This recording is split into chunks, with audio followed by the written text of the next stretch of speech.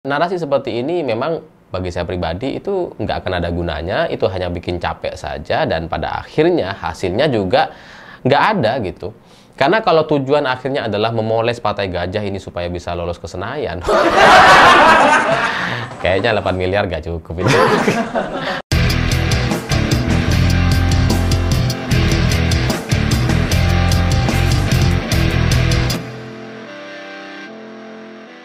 Selamat malam semuanya. Hari ini ada seorang teman yang mengirimkan saya video Deddy Sitorus yang menjelaskan bahwa ada pihak-pihak terkait yang ingin menyudutkan DPR dan ini narasi yang dibuat oleh para buzzer-buzzernya itu senilai 8 miliar rupiah. Teman saya kaget dan bertanya, masa sih untuk sebuah narasi seperti ini kemudian harus menghabiskan uang sebesar 8 miliar rupiah? Setelah saya coba tonton video Deddy Sitorus dan memang dia secara jelas menyampaikan bahwa ini ada pengerahan narasi atau pengerahan buzzer-buzzer untuk menyudutkan DPR, untuk menyudutkan dirinya sebagai anggota DPR dari fraksi PDI Perjuangan dan nantinya ini akan menyenggol anggota PDI Perjuangan yang lain. Dan ini katanya ya melibatkan pengerahan sebesar 8 miliar dan nggak tahu ini kelompok Fufu Fafa atau Partai Gajah Mabuk. Ya, untuk lebih jelasnya silahkan simak dulu video berikut ini. Ya, nah jadi terkait ini yang keributan sekarang nih soal tunjangan perumahan. Tunjangan perumahan itu bukan pendapatan anggota dewan. Itu adalah biaya yang dipakai. Misalnya tunjangan bensin ya beli bensin. Kan gitu nih. Tunjangan perumahan ya untuk rumah. Apakah itu hanya pada DPR? Ya enggak. Ya, jajaran direksi BUMN dapat, menteri dirjen ada, ya, Wakapolri, Kapolri ada. Itu ada diatur dalam Undang-Undang Keuangan Negara. Ngerti enggak? Karena kalau itu tidak beralasan atau melanggar aturan, itu tidak diizinkan oleh BPK. Jadi jangan bentur-benturkan ya. Ini pesanan siapa nih? Partai Gajah Mabok atau Fufu Fafa? Gua nggak ngerti. Ya. Tapi kabarnya 8 miliar nih dibayarin nih orkestrasi buzzer itu. Jadi, nah, ada dua pihak yang dicurigai atau dipertanyakan oleh Deddy Sitorus apakah ini Partai Gajah Mabuk atau Fufu Fafa di balik orkestrasi narasi bubarkan DPR atau menyerang anggota-anggota DPR terkait berita kenaikan gaji atau biaya tunjangan rumah DPR yang mencapai 50 juta rupiah per tahun. Ya sebelumnya sempat ada anggota DPR lain yang salah ucap gitu ya, seolah-olah 50 juta sebulan padahal ternyata itu setahun gitu. Dan ya terlepas dari narasi atau perang komentar yang ada di sosial media hari ini, saya melihat ini kayaknya memang ada benarnya. Jadi ketika teman saya bertanya gitu ya, apakah memang biaya orkestrasi itu semahal ini sampai 8 miliar rupiah, ya itu masuk akal gitu ya. Tapi kalau saya ditanya soal apakah ini Fufu Fafa atau Partai Gajah Mabuk, ya saya juga nggak tahu. Ya nggak tahu kok tanya saya. Itu kan ditanyakan kepada Deddy Sitorus gitu. Tapi kalau Partai Mabuk saya memang nggak tahu yang mana Partai Gajah Mabuk gitu ya. Tapi kalau Fufu Fafa setahu saya itu Gibran, setahu saya loh ya nggak tahu kalau orang lain mengklaim itu Roy Suryo. Intinya kalau ditanya kepada saya soal 8 miliar rupiah itu masuk akal atau enggak, itu make sense, masuk akal gitu. Karena narasi yang dilancarkan hari ini untuk membuat satu tuntutan bubarkan DPR, bubarin DPR itu terlihat begitu canggih sekali karena strategi narasi yang dibangun itu sangat solid dan terpikirkan gitu, karena bagaimana beragam kejadian kemudian dirangkai menjadi satu kesimpulan untuk satu tujuan tuntutan pembubaran DPR gitu. Ini matang sekali karena coba kalian perhatikan gitu ya. Ada satu peristiwa anggota DPR joget-joget di sidang tahunan MPR yang waktu itu memang di waktu acara nyanyi, emang penutupan yang memang biasanya ya joget-joget. Dan itu konteksnya adalah sidang tahunan MPR yang segera ditutup hari itu. Makanya kemudian ada sesi nyanyinya. Dan kemudian ada peristiwa lain, yakni tunjangan anggota DPR terkait biaya rumah sekitar 3 juta per bulan atau sekitar 50 juta per tahun. Itu kemudian disatukan atau digabungkan seolah-olah anggota DPR ini joget-joget karena mendapatkan tunjangan rumah sebesar 50 juta sebulan. Ini kan konteksnya berbeda sama sekali, dan kenaikan gaji itu sebenarnya ya memang terjadi setiap tahunnya gitu. Jadi inilah kecanggihan sebuah narasi yang memang terpikirkan begitu matang, karena ya kalau kalian tanya ke saya atau teman saya tanya apakah sampai 8 miliar untuk sebuah narasi seperti ini kok kayaknya mahal sekali ya. Saya coba detailkan gitu ya, 8 miliar itu untuk kemana saja. Ini supaya kita saling belajar gitu ya. Karena kalau orang-orang berpikir anggaran 8 miliar rupiah itu untuk menyewa tim komentator di sosial media, itu salah gitu. Memang komentator di sosial media itu dibayar murah sekali.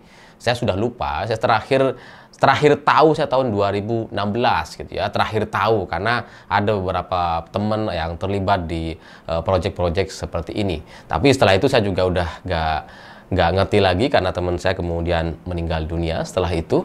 Dan ya setahu saya memang yang menjadi buzzer atau punya akun banyak, ribuan atau ratusan akun untuk berkomentar, untuk menaikkan hashtag, untuk membuat trending, itu ya memang itu kasta terendah dalam struktur narasi atau isu yang coba dibuat oleh para elit atau politisi kita. Itu buzzer itu kasta terendahnya gitu. Di atas buzzer itu ada yang namanya content creator atau influencer. Jadi orang-orang yang memang udah punya ketokohan di sosmed, sudah punya followers, sudah bisa bikin konten, sudah bisa nulis dan sebagainya, sudah mandiri, dan mereka memang biasanya di atas buzzer tuh. Dan mereka ini punya editor, punya tim sendiri lah gitu ya, untuk kemudian membuat satu narasi yang sesuai dengan yang diinginkan oleh projectnya gitu. Jadi ya di atas content creator masih ada lagi tuh, yaitu koordinator. Ya buzzer kan banyak gitu ya, content creator atau influencer banyak tapi lebih sedikit, dan kemudian ada koordinatornya. Koordinator untuk setiap platform sosial media. Ada yang di Twitter, Facebook, Instagram, YouTube, itu beda-beda koordinatornya. Jadi koordinator itu biasanya setiap platform gitu ya. Sekarang ditambah dengan TikTok. Tapi di atas koordinator itu masih ada lagi yang namanya satu tim narasi yang merumuskan kalimat-kalimat sederhana yang sekiranya itu bisa dipahami oleh masyarakat. Ya karena biasanya satu isu yang coba dirumuskan atau diinginkan oleh para bos atau para kakak pembina lah. Itu biasanya bahasanya tuh agak berat gitu ya, yang disampaikan sama konsultan politik atau orang-orang top yang ya punya ketokohan, profesor, doktor kadang-kadang gitu ya, atau kadang-kadang juga punya lembaga survei gitu ya, yang punya data, yang punya kecenderungan masyarakat. Itu mereka bisa membuat satu narasi tapi bahasanya itu berat gitu. Nah, karena bahasa mereka ini berat dan itu akan sulit untuk menjangkau masyarakat kelas menengah bawah, maka dibutuhkan tim narasi. Nah, tim narasi ini yang kemudian merumuskan bahasa-bahasa berat tadi menjadi bahasa yang sangat ringan, bahasa yang mudah dipahami oleh masyarakat sampai di tingkat terbawah sekalipun. Ya, jadi itu adalah tugas tim narasi gitu. Jadi secara struktur orkestrasi sebuah isu atau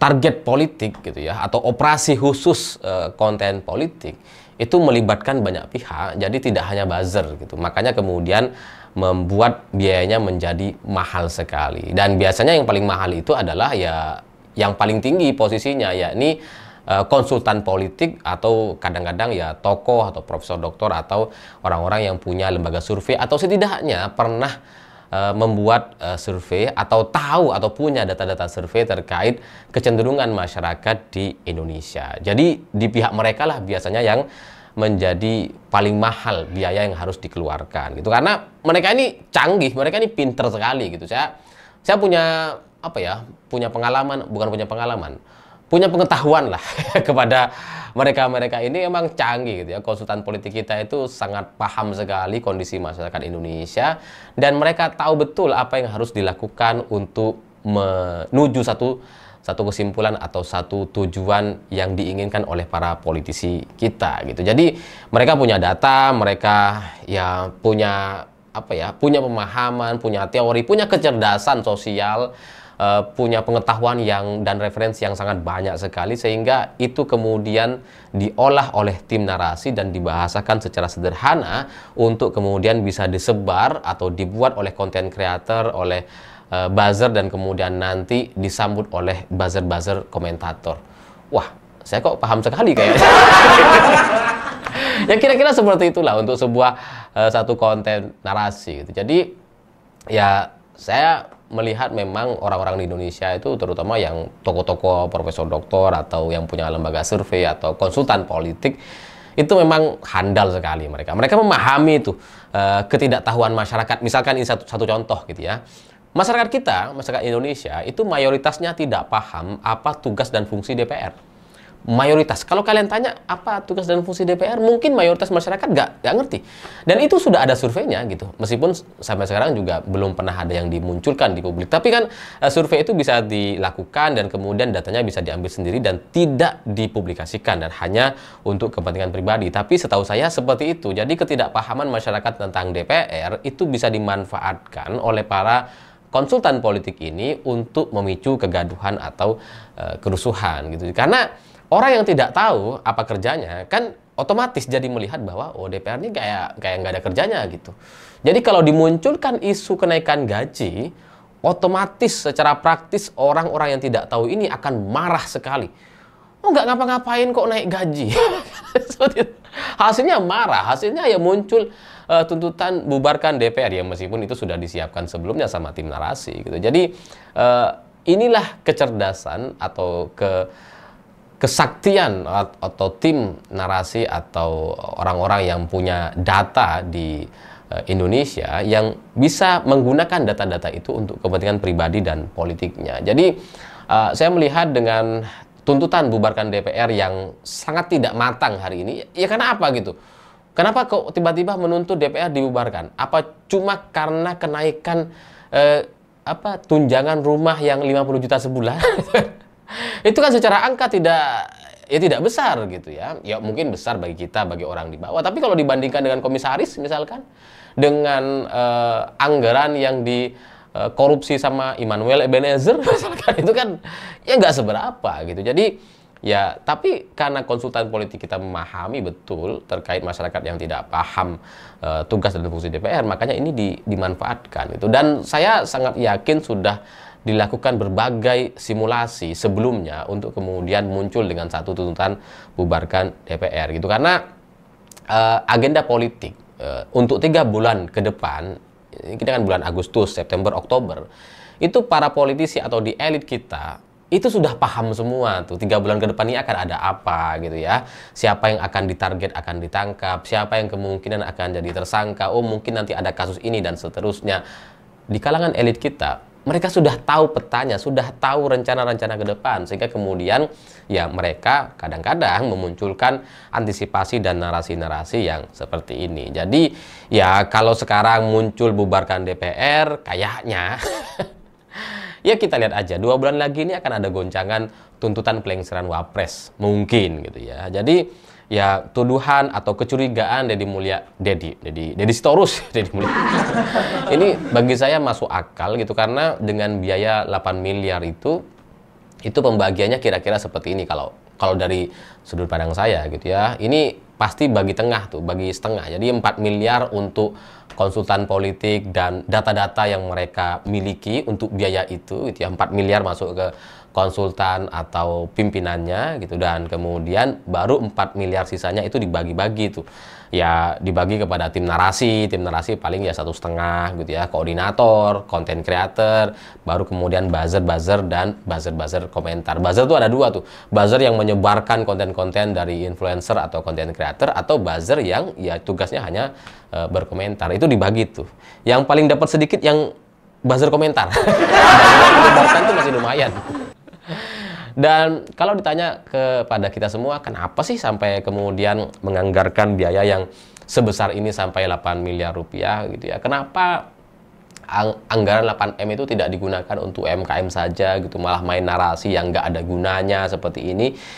Ya nggak tahu gitu ya. Silahkan tanya kepada yang punya project gitu ya. Ya tanya kepada Fufuafa atau Partai Gajah kata Deddy Sitorus seperti itu gitu kan. Mungkin gitu ya, dia juga nggak tahu katanya gitu. Karena ya narasi seperti ini memang bagi saya pribadi itu nggak akan ada gunanya, itu hanya bikin capek saja, dan pada akhirnya hasilnya juga nggak ada gitu. Karena kalau tujuan akhirnya adalah memoles Partai Gajah ini supaya bisa lolos ke Senayan, kayaknya 8 miliar gak cukup itu. Kalau 800 mungkin gitu ya, mungkin gitu. Itu pun masih mungkin gitu ya. Ya jadi ya itulah realitas politik di Indonesia yang memang mahal sekali. Itulah kenapa para komisaris kita bisa mendapatkan tantim sampai 40 miliar setahun, dan itu jauh sekali dari anggaran yang bisa didapatkan oleh semua anggota DPR RI. Saya pikir itu. Terima kasih sudah menonton. Begitulah kura-kura.